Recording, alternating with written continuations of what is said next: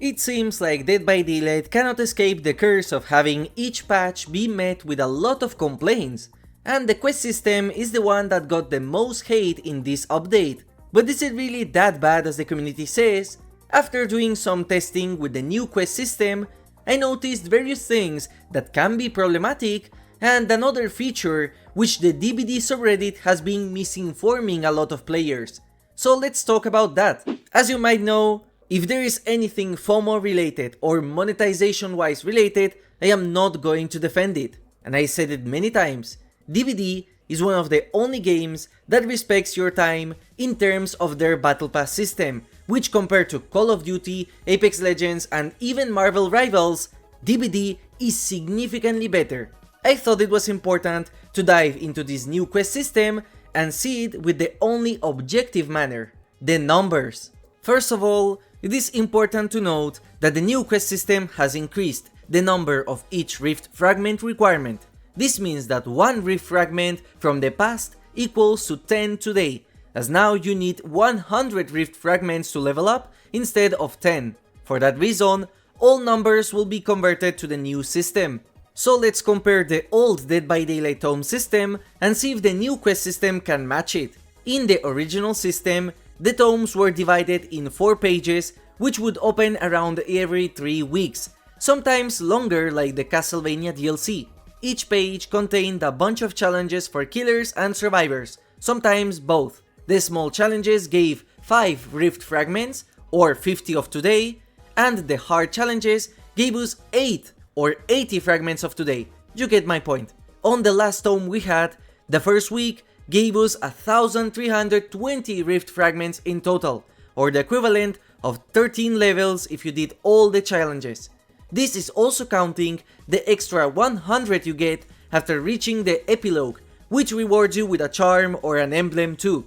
Week 2 of the last tome gave us the same number of fragments, week 3 gave us a bit more, and week 4 gave us the most. In total, you get 5450, or the equivalent of 54 levels and a half, which did not expire until the tome was over. This means, since the Battle Pass has 70 tiers of unique rewards, you need to get 16 levels by playing in order to complete the rift. This could also be done with events, as sometimes they come with their own tome pages, allowing you to get extra rift fragments from it. If you wanted the deep rift, which was up to level 85, you needed 15 extra levels for a total of 31 or 3100 rift fragments that you have to get outside of the tome challenges. So, with this new system, each week has its own 5 challenges, and they keep opening with the days. This means that unlike before, you have to wait weekly in order to get new quests, instead of having the equivalent of 3 weeks from day 1. Additionally, it seems like the extra rift fragments from completing the equivalent of 3 weeks are gone, as instead, the only reward we get is an emblem or a banner. In the first week of quests, which is available now, we can get a total of 375 fragments, or almost 4 levels.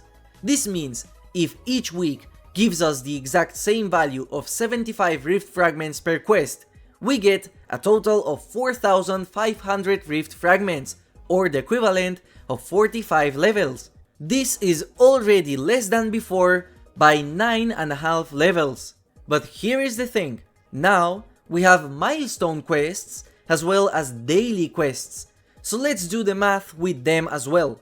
In total, each individual milestone will give you 550 rift fragments, or 5 levels and a half. This means that completing all milestones will award you with 3850 rift fragments, or 38.5 levels. 45 plus 38 is 83, so that means just by doing the milestones and by completing all weekly challenges, you are able to complete the rift without any issue if you decide to play on the last weeks. So this already breaks the notion of this quest system being more grindy. It is actually not. If you join in the last 2 weeks of this rift, you can still complete the entire rift pass with just the quest system and the milestones, as long as you play the game. Unlike the tomes from before, Now you can complete various challenges at the same time without having to select them, and all of the milestones are just things that you get by playing naturally. In other words, in terms of levels you get by completing quests, it is almost the same and even more than before.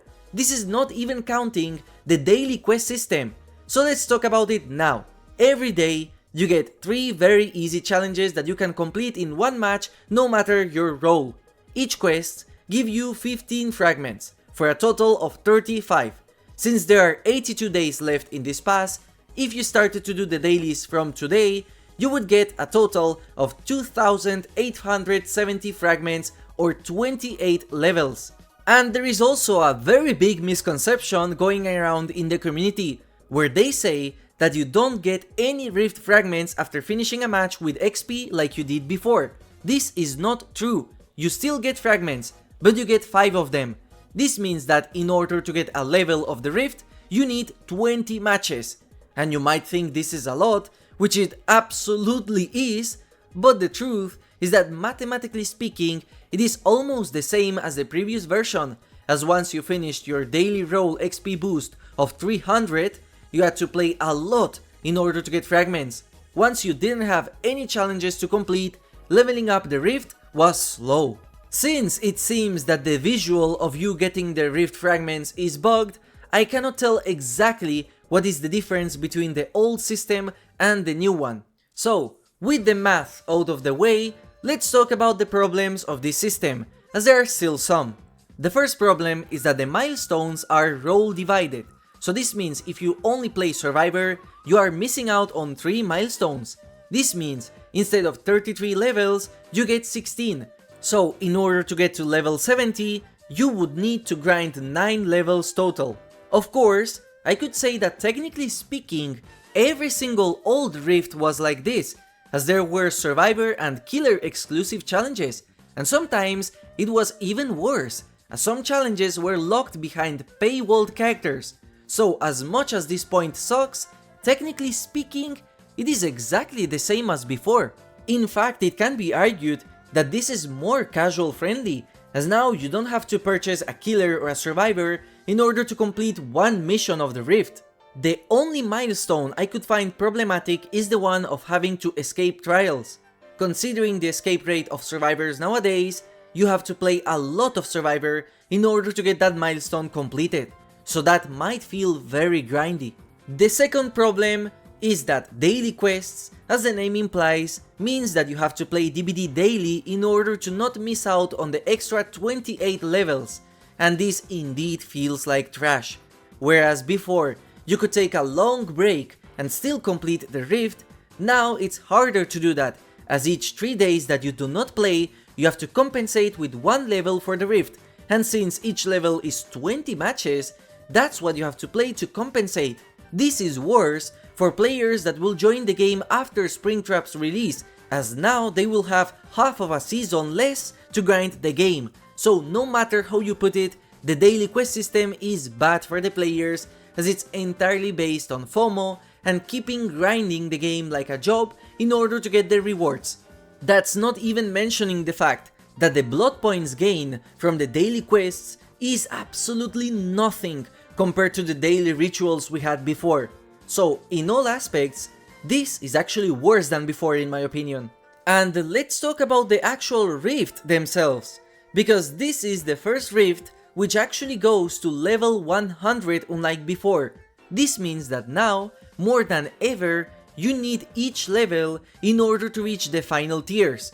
Currently, if you complete each quest, each milestone, and every daily, you will get 10,670 fragments, which is 6 levels extra, technically 7 because you start at Rift 1. This means that you can miss out around 20 or 25 days in total and still complete the entire Rift.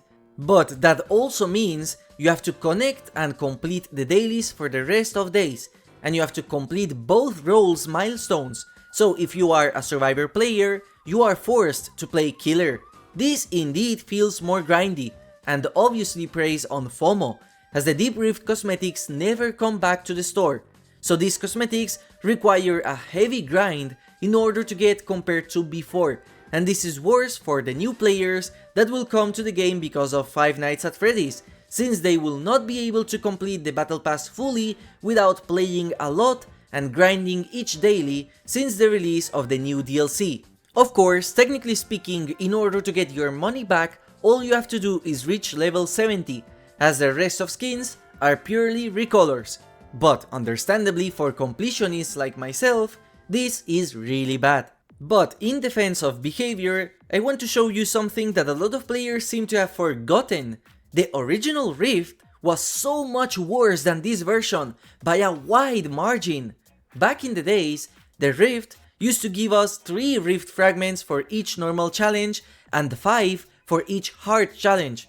The total you would get with the challenges was only 34 levels, and it was not until Tome 18 where the devs decided to drastically buff the amount of fragments you get per quest. This is not even counting the event-specific tomes, which also helped you grind the Battle Pass. Tome 18 was released in January 2024. Even at worst, this quest system is better than every single tome we had released before 2024. That's not even mentioning how messed up the original quests were. Instead of being simple like now, where all you have to do is play, back in the days you had to sacrifice all 4 survivors in the basement in the same match, or as a survivor, complete 4 generators in the same match with Dark Sense. And yes, you had to finish the generators yourself.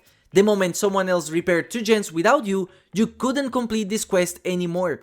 And this is not even taking into account the potential of events adding Rift fragments to help you in the Rift.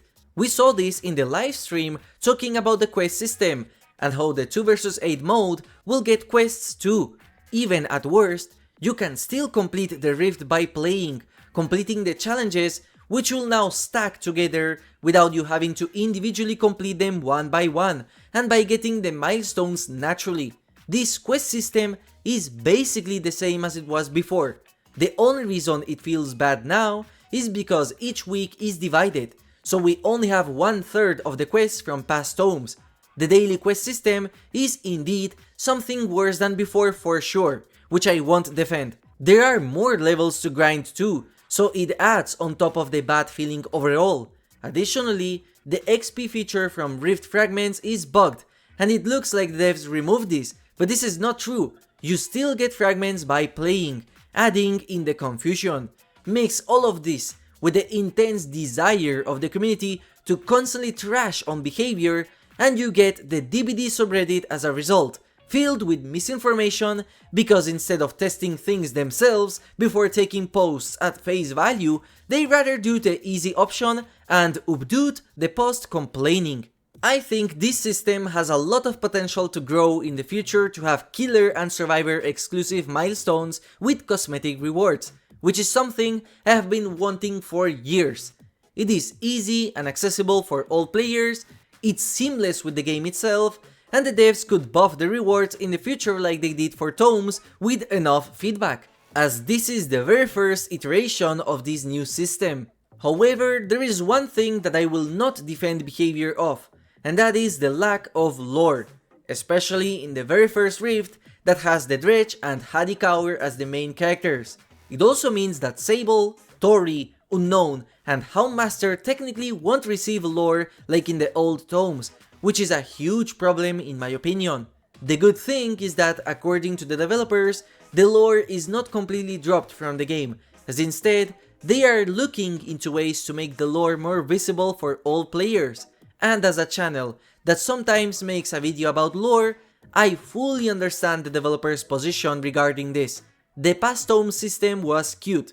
You completed challenges and got a short snippet to read and learn lore about the characters and the world. The thing is, I have barely used this system myself, and considering the videos I upload, that's kinda shocking. What I did was either watch Pixel Bush or read them in the DBD wiki myself, instead of using the in-game system to learn about the lore. And as you might know by my stance regarding game balance, I think the game should be made in a way where the lore is interesting for players to read inside the game, instead of it being locked behind some weird gated content, making a lot of players just go watch it outside. giving lore as a reward sucks, because truth be told, a lot of the community doesn't care about the lore at all. I bet my entire channel right now that there are competitive players who main characters without reading their tome lore at all, or who didn't interact with the source material either, and I am sure there are many streamers like this who do not care about the survivors they play or the killers they main.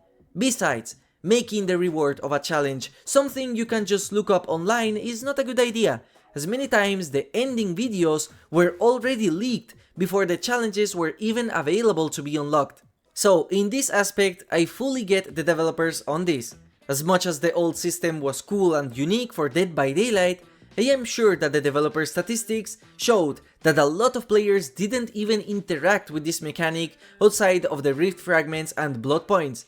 The problem is that, unless they go back and make lore for Hadi and Reg, this means these two characters will be skipped, which is really bad, as Hadi is such an important character for the DBD lore, and this also potentially means that the lore of Springtrap, which is something I was actually excited about, will not be there. So to have one of the biggest licenses in the game without any lore, especially when FNAF itself is so lore heavy, is such a missed opportunity. In other words, just like the haste system, I wish the devs made sure to have the lore already completed and ready to ship with the quest system, instead of shipping the quest system by itself and have us wait in order to see what their solution for this problem is. They could have given us the lore of this tome in their website and social media for the meantime, instead of leaving us with nothing. So at the very least, we get to know Hadi and the Dredge more. But anyways, let me know what you think of this quest system and what you think about the comparison between the old tomes and this new system. Thank you for watching and have a nice day.